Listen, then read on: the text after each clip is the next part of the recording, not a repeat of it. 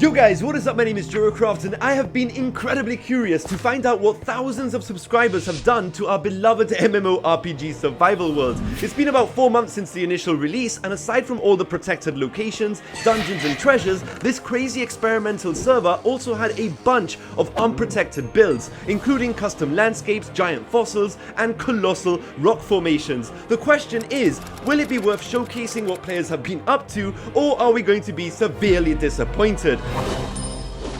Well, by taking a look at this map, we can see the last known location of every single player that's joined the server. In total, around 17,000 people have explored pretty much every single corner of the world. So today I've put the server down on maintenance to give myself a 24-hour challenge to explore as well as fix and transform as much as possible, adding more content and even a new set of legendary artifacts. Now, the very first thing we're going to do is check up on some of these giant fossils, starting with the colossal fish bones. And this was my genuine reaction. Oh boy, that is some tacky looking. You guys have literally ate this up like piranhas. What the f? Now, of course, this was expected, but luckily for me, I have thousands of schematics, world edit, and a lot of patience. So I regenerated the fossil and started transforming this entire area, fixing any issues I find along the way, as well as implementing some new trees, paths, and bridges. I mean, aside from the expected destruction, we're definitely starting to see some very nice builds popping up around the world. And not too far from the fish bones, I found the first major city owned by the nation Froggyville. Clearly a huge amount of progress so far, featuring some very nice builds from a Viking ship, mushroom house, fancy interiors, and of course, they worship a giant frog. Ribbit. So next up we have the Triceratops skull, which surprisingly is still mostly intact. Someone has made a claim and transformed the interior into what looks like an archaeological dig site, which is definitely nice to see. So rather than fixing the fossil, I've instead made sure that the surrounding landscape is nice and tidy, getting rid of floating trees, adding new fossils, and even a brand new rock formation from a schematic I never got around to implementing in the original release. The same goes for the raptor skull. I mean, there are some slight damages, but someone is currently in the process of transforming the build. So again, we're just going to stick with tidying up the landscape and getting rid of those nasty floating trees. But there are definitely some crazy builds popping up around this area, as well as some nice houses. This one guy seems to have his entire treasure hunting collection on display.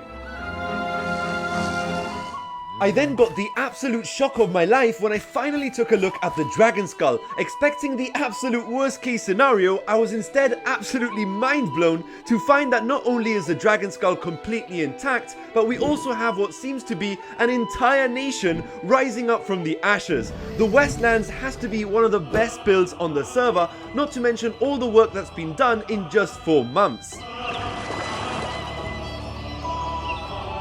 Speaking of ashes, I can't say the same for some of the smaller fossils, as they have been completely disintegrated. So once again, I transformed this entire landscape and implemented a brand new giant skull fossil. This version, of course, is completely unprotected, so feel free to build or turn it to ashes. I mean, it's really just down to the community. The next thing I did was travel all the way to the Merchants Guild, which is right outside of spawn. They are currently in the process of building this incredible city, and I spoke to one of the members, which apparently is painstakingly trying to remove this entire mountain. So I gave them a bit of a head start and transformed the landscape.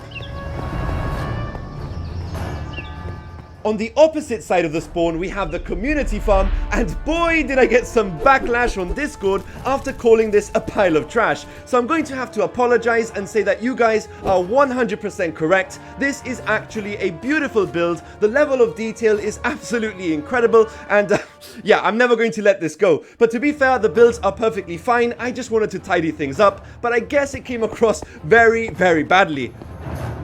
Either way, you guys did ask me to transform the ice road, so I took this as an opportunity to try out some of the new mud blocks for the very first time. And I have to say, this is easily one of my absolute favorite new blocks in the game. Now, as I progressed down this road, I had to be very cautious, seeing as there were a bunch of houses and shops along this route, so I tried my very best to alternate designs and make sure that nothing gets destroyed. I also made sure to add more trees and vegetation along the way, getting rid of any creeper destruction and stuff of that sort. I mean, I only have 24 hours, so I'm really trying my very best to get as much done as possible.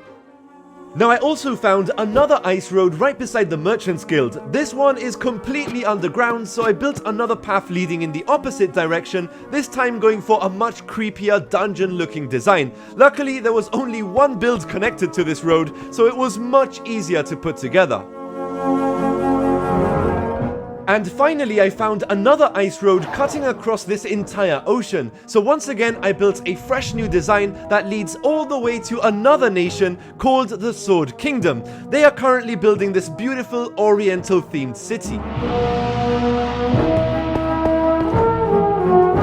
Now you might think this next step was a complete waste of time, and you're probably right. I basically spent the next 6 hours practically flying around the entire map, fixing everything I could find. And yes, I could be fighting a losing battle here, but to be honest, I actually found it incredibly satisfying just listening to music while officially becoming the server's new trash collector, getting rid of random potholes, floating trees, and random block pillars.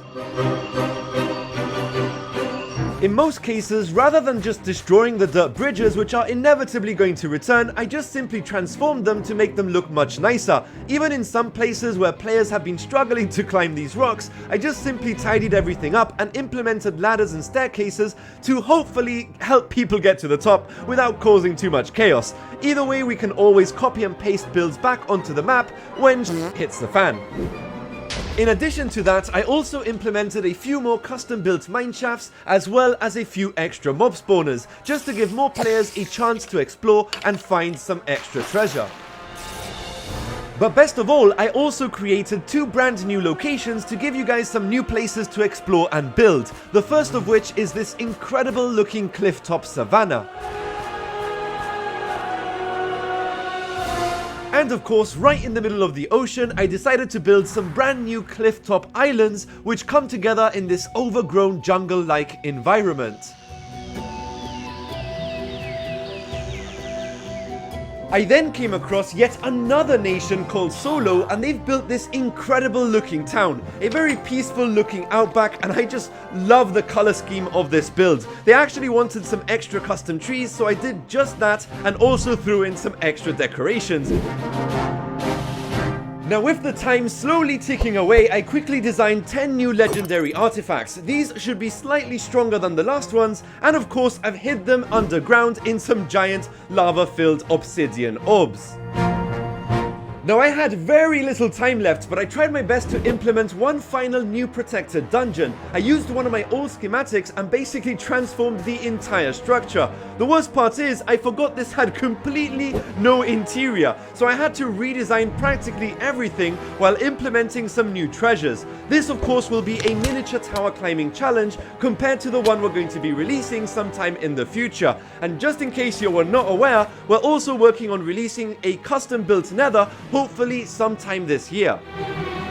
Now I have to be honest, I did expect far more destruction, but instead I've been pleasantly surprised to find some absolutely incredible builds. I mean, just take a look at this castle up in the mountains. It is literal perfection. Or better yet, take a look at this insane base. I mean, it's like a combination of Rivendell and Gondor all in one. So thank you for watching, and I'll catch you in the next trash pile.